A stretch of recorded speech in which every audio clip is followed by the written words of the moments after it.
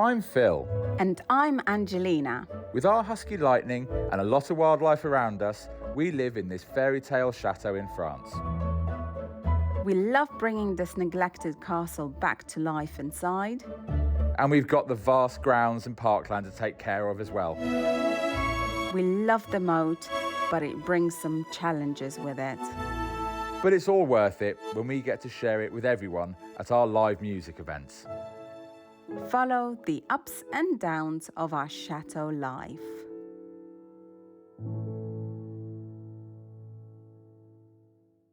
Morning everyone, it is the day. We are on the road, obviously, early start. We are going on to our drop-off point near the Ukrainian border in Poland, and then we are spinning around and getting as far as we possibly can away from that area with the hours we've got left that day that we can get driving. Aid will have been dropped off. The minibus and the 8-seater vehicle are off picking up the refugee families to come back. So we look like we're getting near the return point, but fuel is skyrocketing out here, and we're getting limited to about 50 litres per fill up. I guess the closer to the Ukrainian border we get, the less that's going to be allowed. So let's fingers crossed on that.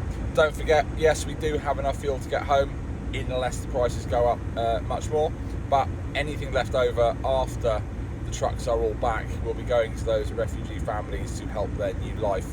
So the link still works. Buy me a coffee, give it a go.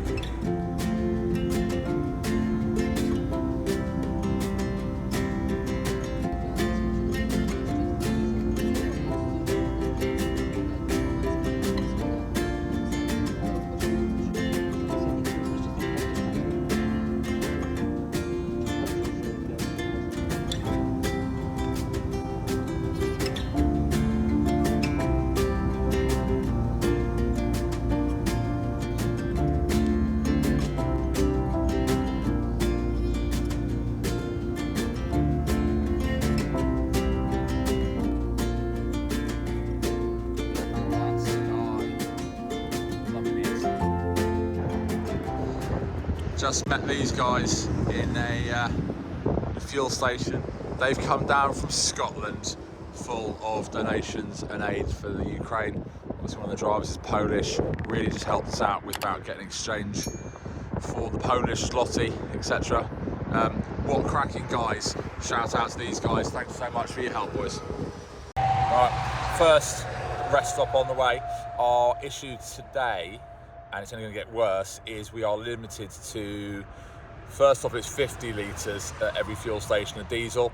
They're obviously trying to make sure that there isn't a run on the diesel supplies and keep the country running, because everyone's trying to come the opposite way is going to need diesel.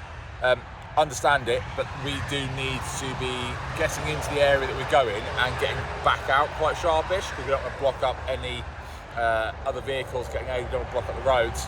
And the last place that we were supposed to drop off to has already been declared a humanitarian disaster area, and nothing is allowed in and out. So we don't want to be in the middle of the next area declared the same thing. We want to be getting out as far as we can. So we have to constantly top up with fuel to make sure we have enough to get a decent distance after drop off. So it's interesting. And now we need to actually find somewhere to change some euros to the old Polish zloty, and it's wonderful. You know, we're just like these guys there, grabbing a coffee in here, and they've driven down from Scotland, you know, and they just help us out. It's a wonderful feeling when you're meeting people on this journey, all doing something great for others.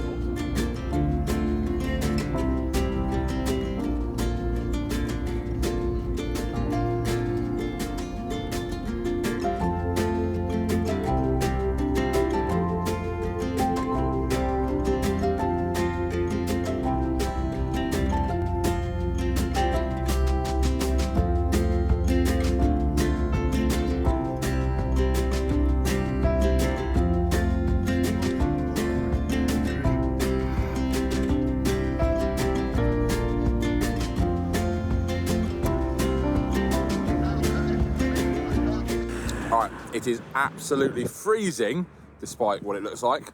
It's quite nice in the sun, but the wind is getting to us. But we have arrived at our unloading destination. But there are a lot of wagons in front of us that need to unload, and yeah, so it's time to sit and wait, and I might get some shut-eye quickly while that's happening. But we have actually made it to the final destination,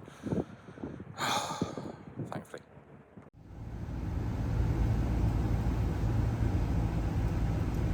Right, you might be able to tell as it's evening and the sun's on my face that we are driving back west.